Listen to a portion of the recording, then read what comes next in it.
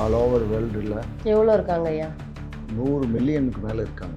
Super super. சரியா? கண்டிப்பா. அப்படி இருக்கும்போது இதை காட்டிலும் எனக்கு என்ன வேணும்? ஆமாம், சோசியல் மீடியா பார்க்கறதுக்கு தான் இடிக்கிறாங்க.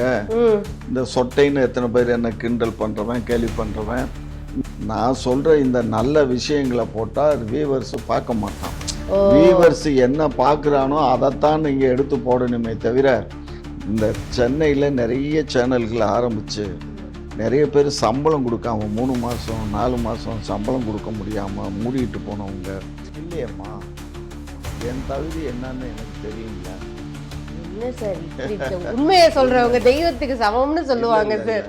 நிஜமாவே மாமா நீங்கள் தப்பு பண்ணுறீங்க, நான் உங்களுக்கு அந்த தொகுதி தேர்தலுக்கு நான் பணம் கொடுக்குறேன் அப்படின்னாரு. வேண்டான்னு மறுத்துட்டேன். ரொம்ப க்ளோஸ் தான் அவர் எனக்கு.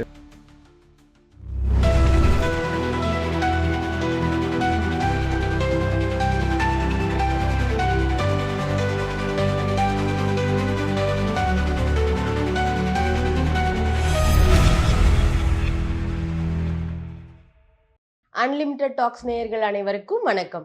இன்னைக்கு நம்ம யாரை இன்டர்வியூ பண்ண வந்திருக்கோம் அப்படின்னு பார்த்தீங்கன்னா, திராவிட முன்னேற்ற கழகத்தின் முன்னோடி நாயுடு பேரவை தலைவர் ஐயா திரு ஜி.கே. நாயுடு அவர்களை வணக்கம் வணக்கம் வரவேற்கிறோம். வணக்கம். நன்றி. எங்களோட சேனலுக்கு வந்து நீங்க வந்து நிறைய இன்ஃபர்மேட்டிவான விஷயங்கள் சொல்வீங்க நான் எதிர்பார்க்கிறேன்.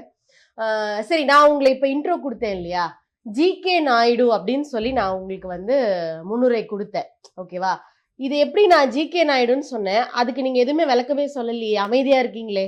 இல்லை, அது ஜி.கே. நாயுடு. எங்கள் அப்பா பேர் கோவிந்தராஜ் நாயுடு, என் பேர் காமாட்சி நாயுடு. ஜியும் கேயும் எடுத்தாக்க அப்ப நான் சொன்னது கரெக்ட் தான் இல்லையா? கரெக்ட் தான், நீங்க சொன்னது கரெக்ட் தான். உங்க எல்லா யூடியூப் சேனல்லையுமே வந்து உங்க பேரை காமாட்சி நாயுடு அப்படின்னு சொல்லியே வந்து உங்களை பிரபலப்படுத்திட்டாங்க. இது வந்து புதுசா இருக்கும்ல நம்ம நேயர்களுக்காக. தமிழ்நாட்டுல எங்க சங்கத்துல இருக்கவங்க எல்லாம் என்ன ஷார்ட்டா ஜி.கே. நாயுடு சார் அப்படின்னு தான் கூப்பிடுவாங்க. சங்கத்துல இருக்கவங்களுக்கு தெரியும் ஐயா. இப்போ நம்மள யூடியூப் சேனல் அந்த மாதிரி இருக்கவங்களுக்கு புதுசா இருக்கும்ல இது. Okay, super. வெரி சிம்பிள் தான். கோவிந்தராஜ் காமாட்சி, ஜி.கே. நாயுடு, அவ்வளவுதான். நம்ம கோயம்புத்தூர்ல கூட வந்து இப்படி ஒரு பேர்ல வந்து பாலம் ஒண்ணு ஓபன் பண்ணிருக்காங்க நம்ம திராவிட முன்னேற்ற கழகம்.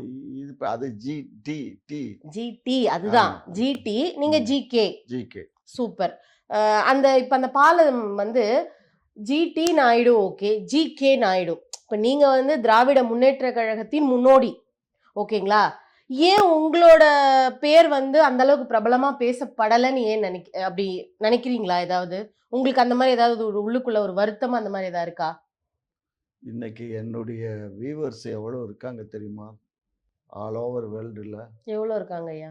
100 மில்லியனுக்கு மேல இருக்காங்க. Super super. சரியா? கண்டிப்பா.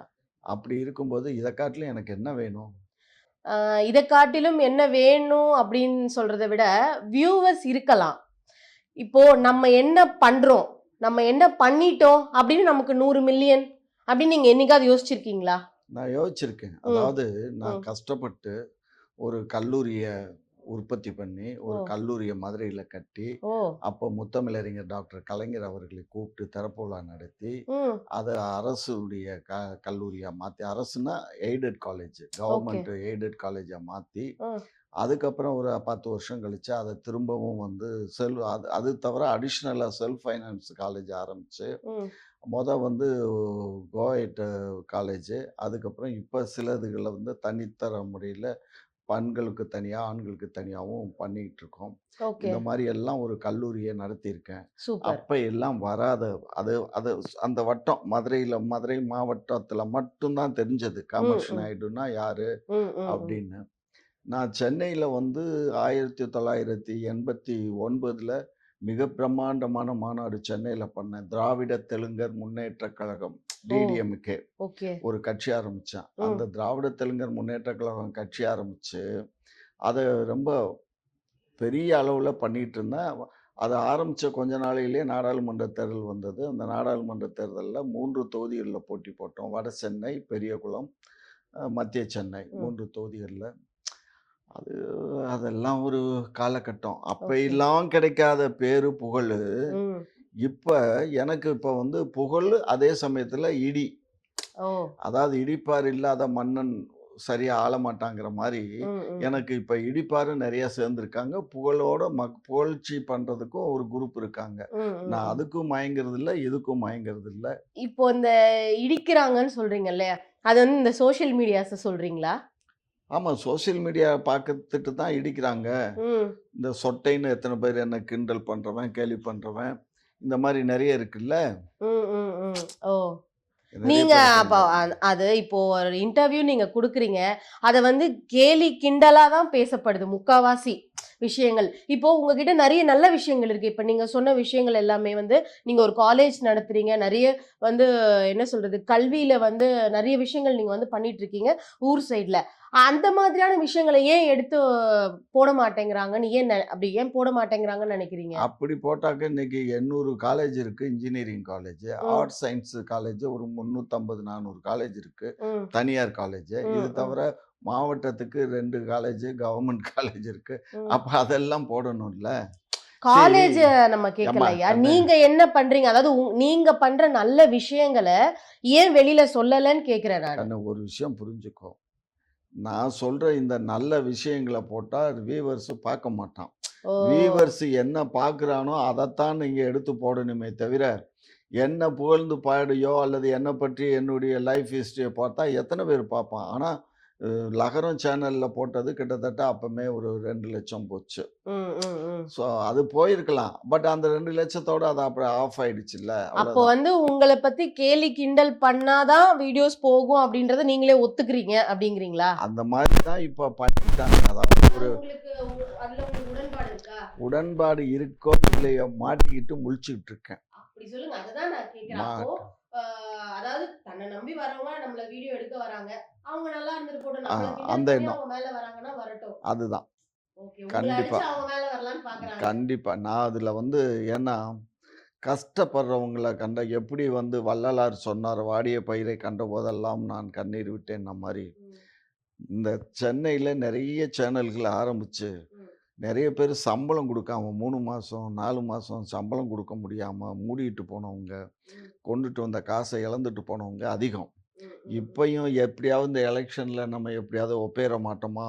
அப்படின்னு நெறைய பேர் இப்போ நடத்திட்டு, இப்போ இந்த அதிமுகல வந்து நெறைய சேனல் இப்போ கொஞ்சம் அவங்க ஃபீட் பண்றாங்க. ம், ம். அவங்க பண்ணிட்டுருக்காங்க. இப்போ உங்க சேனல் கூட யாரும் பேசுனாங்களா? பேசலைன்னா சொல்லுங்க நான் வர வைக்கிறேன். என்னது சார்? அதான் ஃபீட் பண்றதுக்கு ஓ! அது மாரி இப்போ போயிட்டு ஃபன் பண்றாங்க எல்லாரும். ம், ம். அதிமுகன்னா அதிமுகல அவர் போற இடங்கள்லாம் வந்து லைவ் ப்ரோகிராம் போடணும். ஓகே. அப்புறம் அவருடைய கட்சிய பத்தி எபிசோடு 15 எபிசோடு ஒரு மாசத்துல. ம், ம், ம். அதுக்கப்புறம் வந்து ஒரு 10 தனியா. இந்த மாரி எல்லாம் போட்டா அவங்க ஒரு அமௌண்ட் குடுக்குறாங்க. ஓகே, ஓகே, என்ன ஓகே. அப்ரோச் பண்ணாங்க. இந்த ஸ்டுடியோல வந்து அப்ரோச் பண்ணாங்க. நான் ம். அதுக்கு ஈல்ட் ஆவல. Okay, okay. இப்போ சோசியல் மீடியாக்குள்ள அந்த மாரிலாம் விட்டுறலாம். இப்போ அரசியல். நீங்க வந்து இப்ப இத்தன வருஷமா அரசியல்ல இருக்கேன்னு சொல்றீங்க. திராவிட முன்னேற்ற கழகத்துல நீங்க வந்து முன்னோடி அப்படிங்கிறது தெரியும். 62ல. ஓகே. அப்போ இத்தனை வருடங்கள் நீங்க வந்து பயணம் பண்ணிக்கிட்டு வரீங்க. உங்களுக்கு ஒரு சரியான அங்கீகாரம் இல்ல அப்படிங்கிறத நெனச்சு என்னைக்காவது வருத்தப்பட்டது உண்டா? இல்லையேம்மா! ம். என் தகுதி என்னன்னு எனக்கு தெரியும்ல. என்ன சார் இப்படி உண்மைய இல்ல, சொல்றவங்க தெய்வத்துக்கு சமம்னு இல்ல, சொல்லுவாங்க இல்ல, சார். இல்ல. நிஜமாவே. Super sir. அதாவது சூப்பர். நம்ம தகுதி அறிஞ்சப்போ நான் தனி கட்சி நடத்தினேன். ம். 3 இடங்கள்ல என் நாடாளுமன்ற தேர்தலுக்கு வேட்பாளர் நிப்பாட்டினேன். அப்போது இருந்த முரசொலி மாறன் ஐயா அவர்கள் வந்து மத்திய சென்னையில நான் போட்ட உடனே அவங்க நின்டாங்க. ம். அப்போ இருந்த ஆற்காடு வீராசாமி அவர்களை கூப்பிட்டு என்னுடைய ஆஃபீஸ்க்கே வந்தாரு ஆற்காடு வீராசாமி. ம். ம். வந்து ம். என்ன கூட்டிட்டு மாரி எங்க எம்பி கூப்பிடுறாரு வாங்கன்னு கூட்டிட்டு போயி, ம். அவர்கிட்ட ஒரு பஞ்சாயத்து. ம். ம். ம். பஞ்சாயத்து நான் ரெக்வெஸ்ட் பண்ணாரு. நீங்க எனக்கு வாபஸ் வாங்கிக்கோங்க. நீங்க எல்லாம் நாங்களும் திராவிட தெலுங்கர்கள் தானே. எதுக்கு எங்கள எல்லாம் எய்த்து வட சென்னையில நின்றவரும் ரெட்டியாரு. ஓகே. ஸோ இவரு மத்திய சென்னை. ம். ம். ம். ஸோ அதனால நீங்க கொஞ்சம் வாபஸ் வாங்கிக்கோங்க அப்டின்னாரு. ம். இல்ல நாங்க இதெல்லாம் போட்டு முடிஞ்சு போச்சு. இனி நாங்க வாபஸ் வாங்க முடியாது அப்டின்னேன். ம். அப்ப அட்லீஸ்ட் என் தொகுதிய மட்டுமாவது வாங்கிக்கோங்கன்னாரு. சரின்னு மத்திய தொகுதிக்கு மட்டும் வாபஸ் அப்போ வாங்கி, விட்டு குடுத்துருக்கீங்க நீங்க. மத்திய சென்னைய விட்டு குடுத்து பெரியகுளம் அண்ட் வட சென்னை நிப்பாட்டியிருந்தோம் கேண்டிடேட்ட. நிப்பாட்டி வின் பண்ணீங்களா? வின் பண்ணல. வின் பண்ற மாதிரி போட்டிட்டீங்க. போட்டிட்டோம். வின் பண்ற மாதிரி ஒரு சூழல் இருந்தது. காரணம் என்னன்னா, நான் வந்து அப்போ மூப்பனார் தமிழ் மாநில காங்கிரஸ் வச்சிருந்தாரு. ஆமா. அவரோட கூட்டணிக்கு போறதா இருந்தது. ஓ. அந்த கூட்டணிக்கு போகும்போது வட சென்னையில வந்து அப்போ வந்து நான் கேட்டதுனால அந்த ஆருண் பாயின்னு இருக்காரு காங்கிரஸ்காரரு. ஆமா. அவரு வந்து அப்போ வந்து தமிழ் மாநில காங்கிரஸ்க்கு வந்துட்டாரு ஆருண். அவர் ஆருண் வந்து அந்த வட சென்னையை கேட்டு என் ஆஃபீஸுக்கு மாமா நீங்க அதை விட்டு கொடுத்துருங்கன்ட்டு என்கிட்ட வந்தாரு. நான் ஏயா நான் இப்பதான் கட்சி ஆரம்பிச்சிருக்கேன், நான் விட்டு கொடுத்தா எப்படி அரசியல் பண்ண முடியும் அப்படின்னு சொன்னேன். மாமா நீங்க தப்பு பண்றீங்க, நான் உங்களுக்கு அந்த தொகுதி தேர்தலுக்கு நான் பணம் கொடுக்குறேன் அப்படின்னாரு. வேண்டான்னு மறுத்துட்டேன். ரொம்ப க்ளோஸ் தான் அவர் எனக்கு. அதுக்கப்புறம் அங்க ஒரு கமிட்டி போட்டிருந்தாங்க. ஓகே. அந்த கமிட்டியில போய் காசை கொடுத்து ஒரு 5 பேர் கொண்ட கமிட்டியை கரெக்ட் பண்ணி வட சென்னையில் நீங்க சென்ட்ரல் மெட்ராஸ் நில்லுங்க அப்படின்னாங்க. ஸோ அவங்க கூட்டணி வேண்டாம் அப்படின்ட்டு போயிட்டேன். ஐயா இப்போ இந்த மாதிரி அரசியலுக்குள்ளேயே இந்த மாதிரி நமக்கு அதாவது மாமா மச்சான் அப்படின்னு சொல்லி ரொம்ப நெருக்கமா இருக்கிறவங்களே வந்து சில விஷயங்கள் இப்படி பண்ணும்போது உங்க மனநிலைமை எப்படியா இருக்கும்? என்னைக்காவது நினைச்சிருக்கீங்களா, என்னடா இது நம்ம இத்தனை வருஷம் இப்படியே இருந்துட்டோம், எதுக்கு நமக்கு இந்த கட்சி எல்லாம், இதுல இருந்து நம்ம விலகி இருக்கலாமே, நம்ம வந்து ஏன்னா இப்ப நீங்க வந்து கல்வி அந்த மாதிரி ஒரு விஷயத்துலயும் நீங்க பண்ணிட்டு இருக்கீங்க, என்னைக்காவது அப்படி யோசிச்சிருக்கீங்களா, இந்த அரசியலே நமக்கு வேண்டாம், இந்த சாயம் நமக்கு வேண்டாம், ஒதுங்கி நம்மளுடைய வேலையை நம்ம பார்க்கலாம் அப்படின்னு என்னைக்காவது உங்களுக்கு அந்த எண்ணம் தோன்றி இருக்கா ஐயா? இல்ல கண்ணா. என்ன காரணம்னா ஸ்கூல் டேஸ்லயே வந்து கலைஞருடைய போட்டோவை அப்ப வந்து நடு வகுப்பு எடுத்து கர்லிங்காரு வட்டச்சு கழுத்து ஜிப்பா அப்படி ஒரு போட்டோ இருக்கும். அந்த போட்டோவை சைக்கிள்ல கட்டிட்டு எனக்கு பெடல் கூட எட்டாது. நாங்கெல்லாம் எங்க ஃபாதர் தியாகி, காங்கிரஸ் தியாகி, எங்க தாத்தா எல்லாம் காங்கிரஸ்.